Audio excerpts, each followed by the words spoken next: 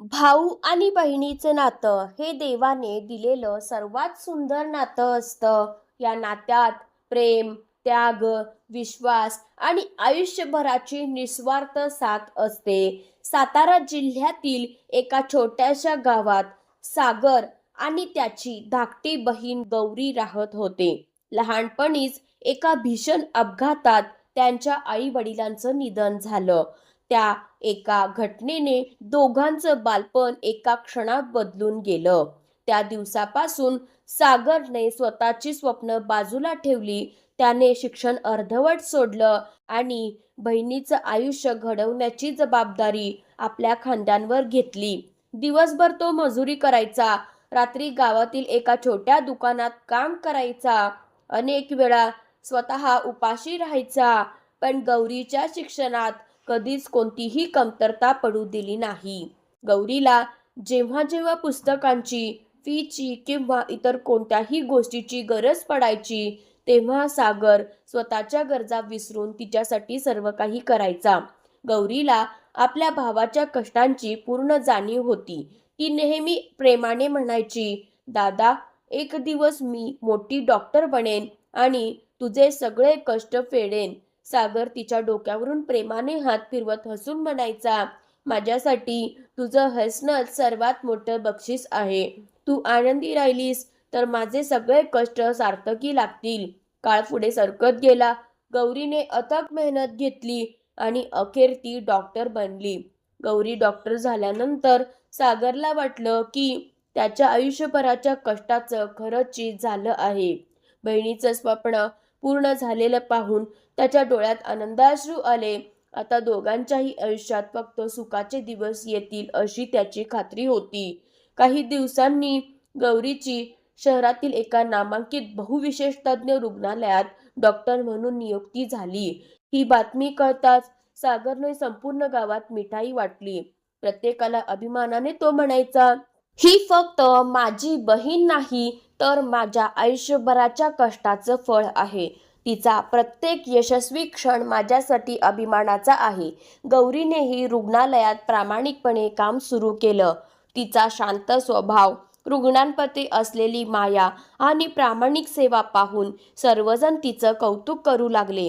याच काळात तिची ओळख रुग्णालयातील वरिष्ठ डॉक्टर करणशी झाली. करण शिक्षित, समजूतदार आणि श्रीमंत कुटुंबातील होता. एकत्र काम करताना दोघांमध्ये मैत्री झाली आणि त्या मैत्रीचं रूप हळूहळू प्रेमात बदललं. काही महिन्यानंतर करणने लग्नाचा प्रस्ताव ठेवला. गौरीने ही गोष्ट सागरला सांगितली. सागर काही क्षण शांत राहिला आणि हसत म्हणाला, "तुझा आनंद म्हणजेच माझा आनंद. तू जिथे सुखी असशील तिथेच माझं आयुष्य सार्थक आहे." गौरीने भावाला मिठी मारली. तिच्या डोळ्यात आनंदाश्रू होते. दोघांनीही नव्या आयुष्याची स्वप्न पाहायला सुरुवात केली. मात्र नियतीने त्यांच्या आनंदावर अचानक संकटाचं सावट आणलं. लग्नाची तयारी सुरू असतानाच रुग्णालयात मोठ्या आर्थिक गैरव्यवहाराचा भांडाफोड झाला. लाखो रुपयांच्या अपहाराची चौकशी सुरू झाली आणि धक्कादायकपणे त्या प्रकरणात गौरीचं नाव समोर आलं. काही तासातच पोलीस चौकशीसाठी रुग्णालयात पोहोचले. ही बातमी वाऱ्यासारखी संपूर्ण गावात पसरली. गौरीला अखेर पोलिसांनी अटक केली. त्या एका घटनेने तिचं संपूर्ण आयुष्य उद्ध्वस्त झाल्यासारखं वाटू लागलं. कालपर्यंत तिच्या कामाचं आणि प्रामाणिकपणाचं कौतुक करणारे लोक आज तिच्याकडे संशयाच्या नजरेने पाहू लागले. संपूर्ण गावात एकच चर्चा सुरू होती, इतकी मोठी डॉक्टर असूनही तिने असा गुन्हा केला असेल यावर विश्वास बसत नाही. गौरीचं नाव वर्तमानपत्रांमध्ये आणि टीव्हीवरील बातम्यांमध्ये झळकू लागलं. तिची अनेक वर्षांची कमावलेली प्रतिष्ठा एका क्षणात धुळीस मिळाली. ही बातमी करणच्या कुटुंबापर्यंतही पोचली. सत्य काय आहे हे जाणून घेण्याचा प्रयत्नही न करता त्यांनी लग्न मोडण्याचा निर्णय घेतला. करणने गौरीवर विश्वास ठेवण्याचा प्रयत्न केला, पण घरच्यांच्या दबावापुढे तो हतबल झाला. हे समजताच गौरी पूर्णपणे कोसळली. तिच्या आयुष्यातील सर्व स्वप्न एका क्षणात तुटून पडली. पोलीस कोठडीत बसून ती रडत होती. सागर तिला भेटायला आला. त्याला पाहताच गौरीच्या डोळ्यातून अश्रूंचा बांध फुटला. ती थरथरत्या आवाजात म्हणाली, दादा, तुलाही माझ्यावर विश्वास नाही का? मी काहीच चुकीचं केलेलं नाही. सागरने शांतपणे तिचे अश्रू पुसले. तो तिच्या डोळ्यात डोळे घालून म्हणाला, गौरी, संपूर्ण जग तुझ्या विरोधात गेलं तरी मी तुझ्यासोबत खंबीरपणे उभा राहीन. मला माझ्या बहिणीच्या संस्कारांवर पूर्ण विश्वास आहे. तू निर्दोष आहेस आणि हे सत्य मी जगासमोर आणणारच. हे शब्द ऐकताच गौरीला जगण्याची नवी आशा मिळाली. सागरने बहिणीला न्याय मिळवून देण्यासाठी दिवसरात्र एक केले. त्याने मोठ्या वकिलांची मदत घेण्याचा निर्णय घेतला. त्यासाठी त्याने आपल्या आई वडिलांच्या आठवणी जपणारं छोटंसं घर विकलं. वर्षांवर्षे कष्ट करून जमा केलेली प्रत्येक बचत त्याने बहिणीच्या न्यायासाठी खर्च केली. त्याच्याकडे आता राहण्यासाठी घर नव्हतं, पण त्याला त्याची पर्वा नव्हती. त्याच्यासाठी बहिणीचं आयुष्य आणि तिची अब्रू सर्वात महत्त्वाची होती. गावातील अनेक लोक त्याची थट्टा करू लागले. काही जण म्हणू लागले, हा वेडा झाला आहे, अपराधी बहिणीसाठी स्वतःचं आयुष्य उद्ध्वस्त करतो आहे. तर काहींनी त्याच्याशी बोलणं सुद्धा बंद केलं. पण सागरने कोणाच्याही बोलण्याकडे लक्ष दिलं नाही. त्याचा आपल्या बहिणीवरचा विश्वास एका क्षणासाठीही डळमळला नाही. सागरने मनाशी एकच निर्धार केला होता, आपल्या बहिणीला निर्दोष सिद्ध करायचंच. त्याने पोलिसांवर किंवा इतरांवर अवलंबून न राहता स्वतःच सत्याचा शोध सुरू केला. तो अनेक दिवस रुग्णालयात जाऊन जुन्या नोंदी तपासू लागला. रुग्णालयातील सीसीटीव्ही फुटेज, आर्थिक व्यवहारांच्या फाईल, संगणकातील नोंदी आणि कर्मचाऱ्यांची माहिती तो बारकाईने पाहू लागला. दिवस रात्र मेहनत घेतल्यानंतर त्याला एक महत्त्वाचा धागा सापडला. एका सीसीटीव्ही फुटेजमध्ये आर्थिक व्यवहाराशी संबंधित काही संशयास्पद हालचाली स्पष्ट दिसत होत्या. सागरने त्या फुटेजची इतर कागदपत्रांशी पडताळणी केली. तपास अधिक खोलवर केल्यानंतर त्याला धक्कादायक सत्य समोर आलं. रुग्णालयातील आर्थिक गैरव्यवहार करणारी व्यक्ती गौरी नव्हती. खरा आरोपी रुग्णालयातीलच एक वरिष्ठ कर्मचारी होता. त्याने स्वतःचा गुन्हा लपवण्यासाठी अत्यंत नियोजनबद्ध पद्धतीने सर्व पुरावे गौरीच्या नावावर वळवले होते. गौरीची प्रामाणिक प्रतिमा खराब करून स्वतः निर्दोष राहण्याचा त्याचा डाव होता. हे समजताच सागरने एकही क्षण न दवडता सर्व पुरावे व्यवस्थित गोळा केले. सीसीटीव्ही फुटेज, बँक व्यवहारांची माहिती, अधिकृत कागदपत्र आणि साक्षीदारांची माहिती घेऊन तो थेट पोलिसांकडे गेला. नवीन पुरावे पाहून पोलिसांनाही या प्रकरणाची पुन्हा चौकशी करावी लागली. चौकशी जसजशी पुढे सरकत गेली तसतसं खऱ्या आरोपीचं जाळं उघडं होत गेलं. काही दिवसांच्या कठोर चौकशीनंतर अखेर तो आरोपी कोसळला. त्याने न्यायालयात स्वतःचा गुन्हा कबूल केला. त्याने स्पष्ट सांगितलं की स्वतःला वाचवण्यासाठी त्याने सर्व पुरावे गौरीच्या विरोधात तयार केले होते. हे सत्य समोर येताच संपूर्ण न्यायालयात शांतता पसरली. न्यायाधीशांनी सर्व पुरावे तपासल्यानंतर गौरी पूर्णपणे निर्दोष असल्याचा निकाल दिला. गौरी अखेर सर्व आरोपातून निर्दोष सुटली. न्यायालयाने तिच्यावरचे सर्व आरोप खोटे असल्याचं जाहीर केलं. अनेक दिवसानंतर तिच्या चेहऱ्यावर आनंद दिसत होता. तिला एकच उत्सुकता होती, ही आनंदाची बातमी सर्वात आधी आपल्या दादाला सांगायची. ती धावतच घरी आली. तिच्या ओठांवर फक्त एकच शब्द होता, दादा, मी निर्दोष ठरले. आपला विजय झाला. पण घरात शांतता होती. सागर कुठेच दिसत नव्हता. ती त्याला शोधत असतानाच घराबाहेर एक रुग्णवाहिका येऊन थांबली.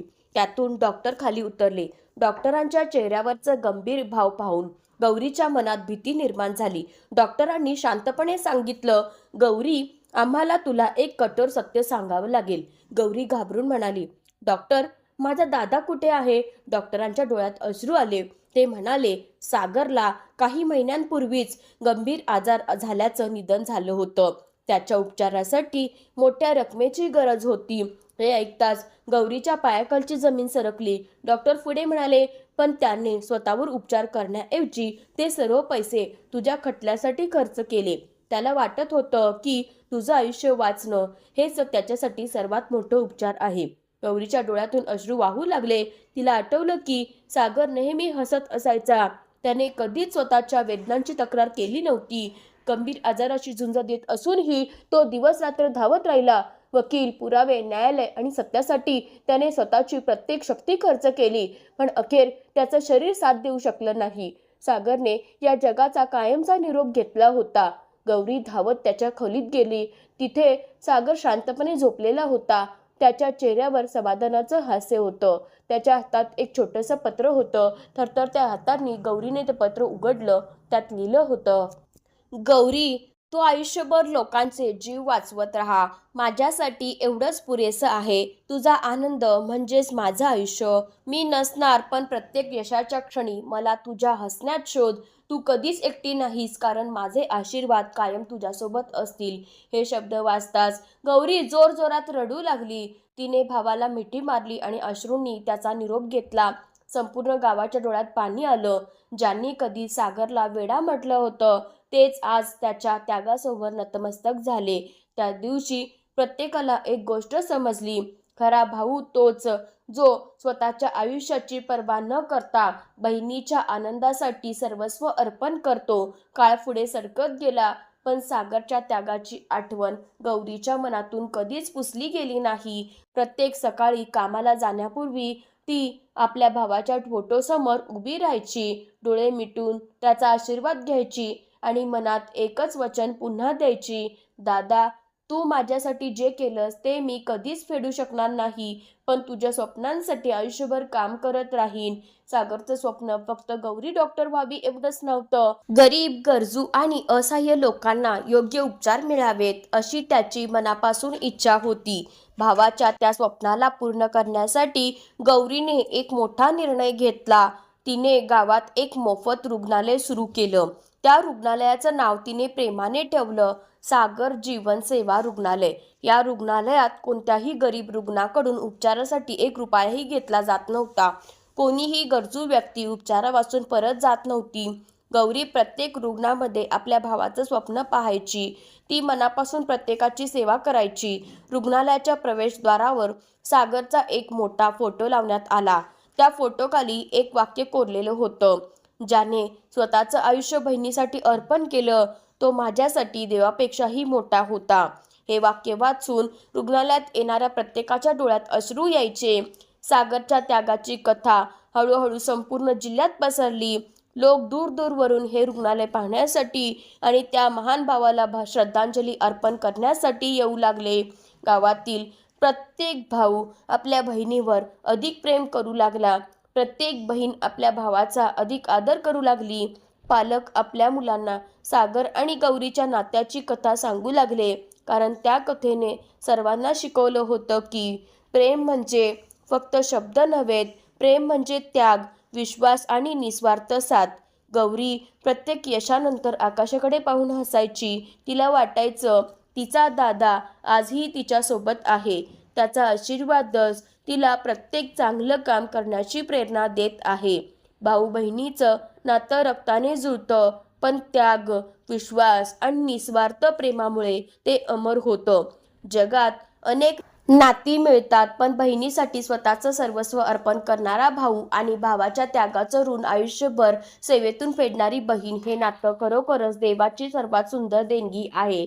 अशा नात्यांना काळही कधीच तोडू शकत नाही. मित्रांनो, जर आजची ही कथा तुमच्या डोळ्यात पाणी आणून गेली असेल आणि भाऊ बहिणीच्या नात्याची खरी किंमत पुन्हा जाणवून दिली असेल, तर हा व्हिडिओ नक्की लाईक करा आणि आपल्या भाऊ, बहीण, मित्र आणि कुटुंबियांसोबत शेअर करा. अशाच हृदयस्पर्शी, भावनिक आणि जीवनाला नवी दिशा देणाऱ्या मराठी कथा पाहण्यासाठी मनस्पर्श कथा चॅनलला सबस्क्राईब करा आणि शेजारील बेल आयकॉन दाबायला विसरू नका.